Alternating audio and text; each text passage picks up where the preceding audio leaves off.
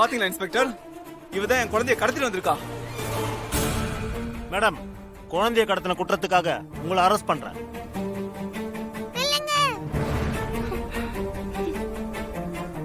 இவங்க என்ன கடத்திட்டு வரல. ரெண்டு ரவுடிங்க தான் என்ன கடத்திட்டு வந்தாங்க. இந்த அக்கா தான் அவங்க கூட சண்டை போட்டு என்ன காப்பாத்துனாங்க. ரவுடிங்க பயந்து ஓடி போயிட்டாங்க.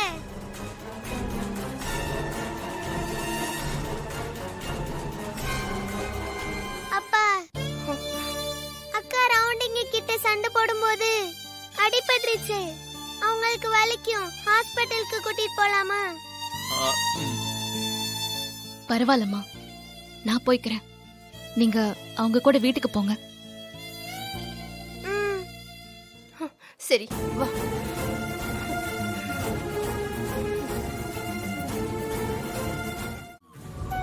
மறந்து போன பழைய நினைவுகள்லாம் அவளுக்கு திரும்ப வரணும் சாமி. அப்பதான் என் மக எனக்கு திரும்ப கிடைப்பா.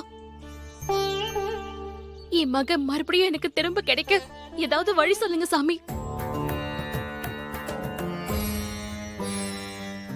உன் மகளுக்கு மறந்து போன பழைய நினைவுகள் திரும்ப வர ஒரு வழி இருக்குமா? அது என்ன வழி சாமி? அதுக்கு நான் என்ன செய்யணும்? எந்த மலைக்கு போய் என்ன கொண்டு வரணும் சொல்லுங்க. மலைக்கெல்லாம் போக வேணாமா, உன் மகளை இங்க அழைச்சிட்டு வந்தா போதும். உன் மகளுக்கு மூலிகை வைத்தியம் செய்யணும். மூலிகை வைத்தியத்தின் மூலம் உன் மக இழந்த நினைவுகளை மீட்டு கொண்டு வந்துடலாம். சரிங்க சாமி, நான் என் மகளை இங்க கூட்டிட்டு வரேன். தொடர்ந்து 12 நாளிகை, அதாவது 5 மணி நேரம் உன் குழந்தை இங்க சிகிச்சையில இருக்கணும். 5 மணி நேரம் தொடர்ந்து உன் குழந்தைய இங்க இருக்க வைக்க முடியுமா? கொஞ்சம் சிரமம்தான். ஆனா இருந்தாலும் நான் என் மகளுக்காக முயற்சி பண்றேன். நீங்க அந்த மூலிகை வைத்தியத்தை என் மகளுக்காக செஞ்சு பழைய நினைவுகளை கொண்டு வந்தா அது எனக்கு சந்தோஷம்தான் சாமி. அதுக்காக நான் என்ன ரிஸ்க் வேணாலும் எடுப்பேன். சரி, நாளைக்கு காலையில உன் மகளை எப்படியாவது இங்க கொண்டு வந்து விட்டுரு. நான் தொடர்ந்து 5 மணி நேரம் மூலிகை சிகிச்சை கொடுக்கறேன். அதுக்கப்புறம் உன் மகளுக்கு பழைய நினைவுகள்லாம் வந்துடும். உன்னை அம்மான்னு எல்லாரும் முன்னாடியும் சொல்லுவா. போதுமா? சரி, என் மக பழைய மாதிரி என்ன துர்காமான்னு கூப்பிட்டா அதுவே எனக்கு போதும் சாமி. எனக்கு வேற எதுவுமே தேவையில்லை. அது நடக்கும். நாளைக்கு உன் மகளோட வா. ஒண்ணு மட்டும் நல்லா ஞாபகம் வச்சுக்க. தொடர்ந்து 5 மணி நேரம் உன் மக சிகிச்சையில இருக்கணும். அதுக்கு எந்த இடைஞ்சலும் வராம நீ பாத்துக்கணும். சரிங்க சாமி, நான் பாத்துக்கிறேன். போயிட்டு வா. ஓம் நமச்சிவாய. வந்துட்டேன்டா. என்னாச்சு? எனக்காக ஃபைட் பண்ணி ரவுடிங்க கிட்ட அடிலாம் வாங்குனீங்க. அத நினைச்சு கவலைப்பட்டுட்டு இருந்தேன். இப்ப எப்படி இருக்கு? ஒன்னும் பிரச்சனை இல்லையே. உனக்காக நான் உயிரையே கொடுப்பேன்டா தேவிமா. என் பேரு இனியா. அது இங்க உள்ளவங்க உனக்கு வச்ச பேரு. ஆனா உன் உண்மையான பேரு தேவி. நானும் உங்க அப்பா சூர்யாவும் உன்னை தேவி அம்மா தான் கூப்பிடுவோம். நீங்க நல்ல அக்கா, பொய் சொல்ல மாட்டீங்கன்னு நம்புறேன். ஆனா நீங்க சொல்றது எதுவுமே எனக்கு ஞாபகம் வர மாட்டேங்குது. அது உனக்கு பழைய ஞாபகம் வரத்துக்கு ஒரு வழி இருக்கு. பழைய ஞாபகம் வருமா? அப்படி என்ன வழி? நீ என் கூட கோயிலுக்கு வரணும்.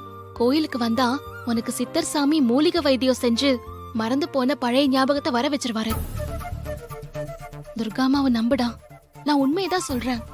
ஆனா நீ கோவில்ல 5 மணி நேரம் இருக்கணும். அவ்வளவு நேரம் எப்படி உங்க கூட நான் இருக்க முடியும்? அம்மா தேடுவாங்களே. கண்டிப்பா தேடுவாங்க. ஆனா நான் சொல்ற மாதிரி செஞ்சா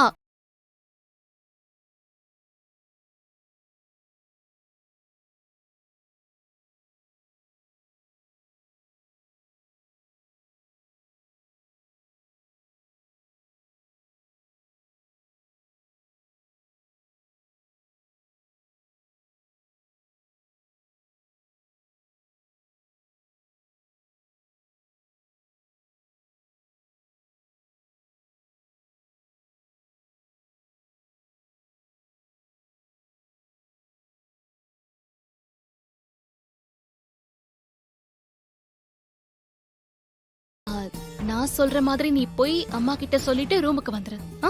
மத்தத நான் பாத்துக்கிறேன். சரியா? என்ன சொல்லணும்?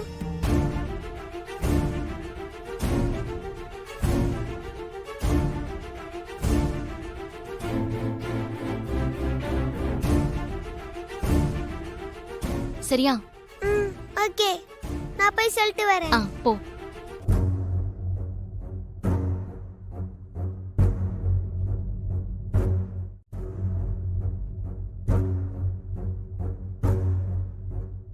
ஆஹா, இப்படி போனா அம்மா ஒத்துக்க மாட்டாங்க. உடம்பு முடியாத மாதிரி போவோம்.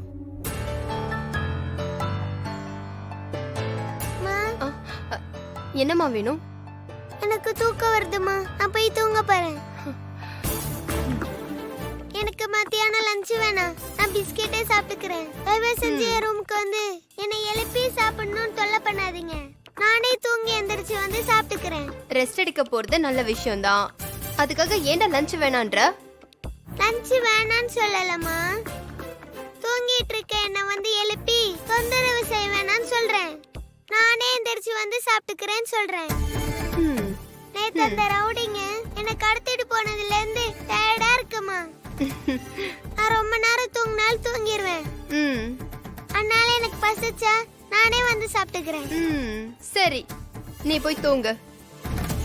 அம்மா உன்னை டிஸ்டர்ப் பண்ண மாட்டேன். தேங்க்யூமா.